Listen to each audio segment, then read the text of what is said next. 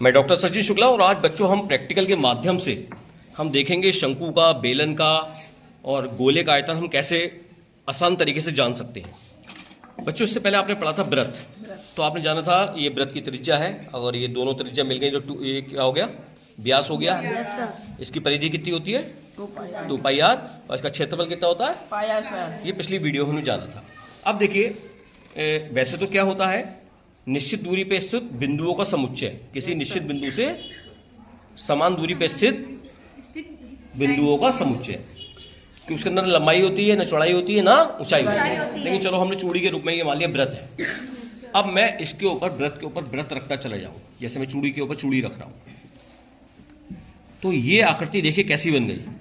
ये आकृति ऐसी बन गई जैसे, कैसी बन गई, बेलन, बेलनाकार बन गई। जैसे ये बेलन है।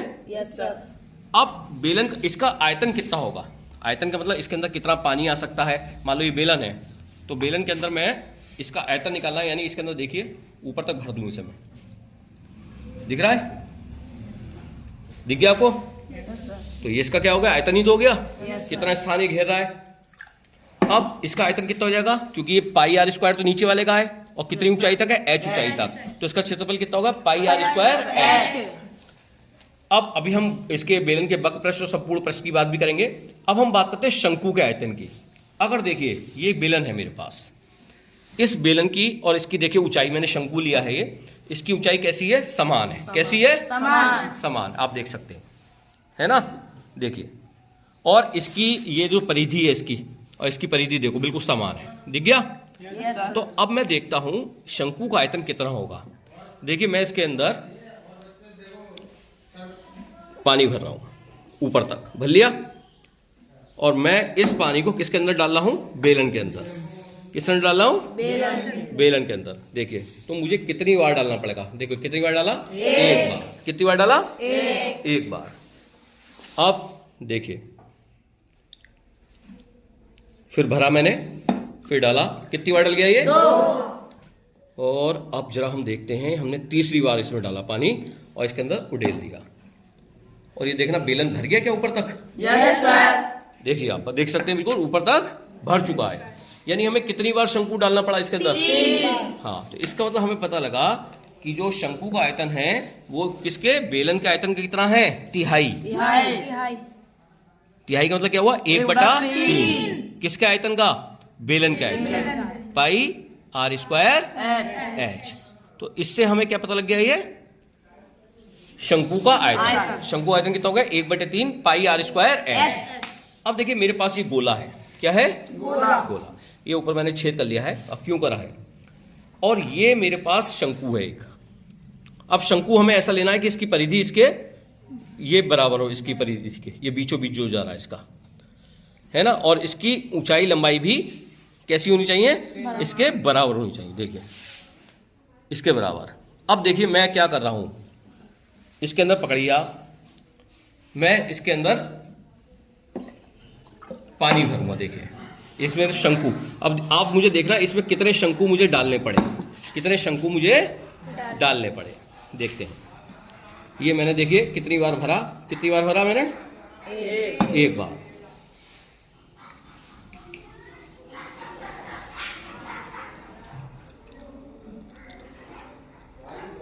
ये मैंने कीप बना ली है, कीप के माध्यम से पानी मेरा अंदर चला जाए। अब आप देखेंगे आधा गोला भर चुका है, आधा गोला भर चुका है।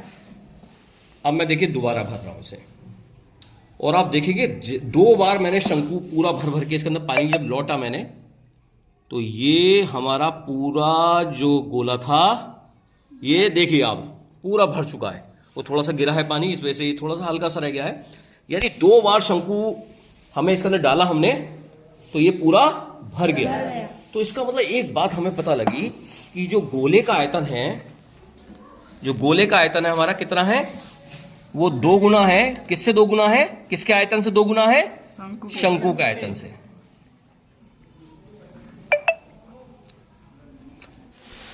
तो अब आपने देखा कि गोले का आयतन कितना हो गया, 2 गुना किसका, किसके आयतन के 2 गुना, शंकु के आयतन के। तो 2 1/3 पाई आर स्क्वायर, यानी 2/3 पाई आर स्क्वायर h।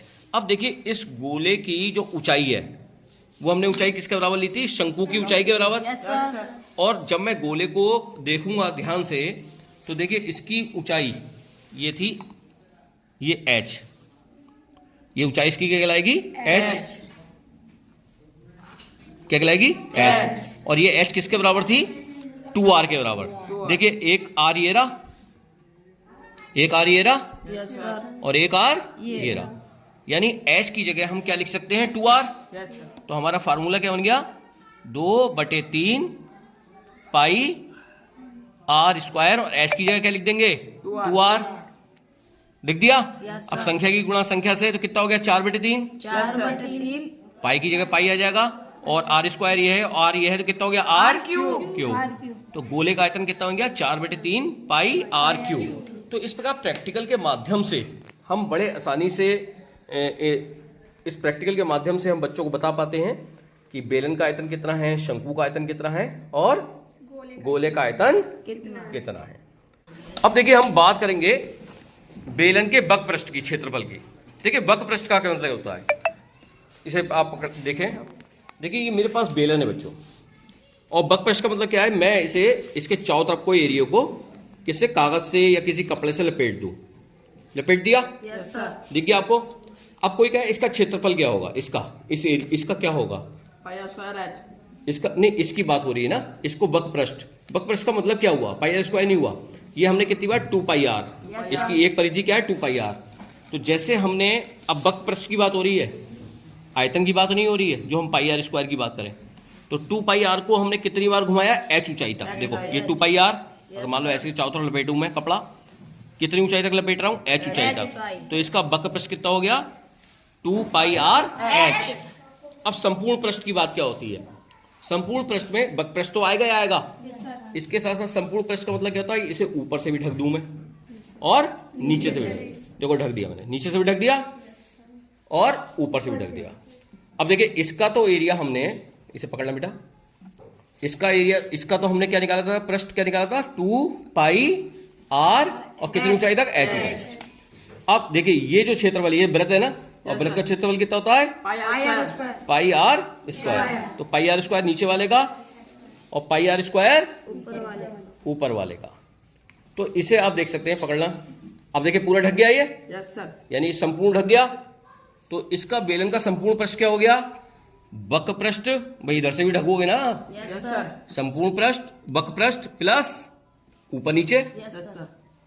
तो क्या हो गया? 2 बार है। पाई आर स्क्वायर ऊपर है, पाई आर स्क्वायर नीचे है, तो 2πr स्क्वायर कितनी बार हो गया? 2 बार। अब मैं इसमें से अगर 2 कॉमन ले लूं तो यहाँ क्या बचेगा? पहले वाले पाई आर एच, यस सर। और यहाँ क्या बचेगा? पाई आर स्क्वायर, यस सर। है ना।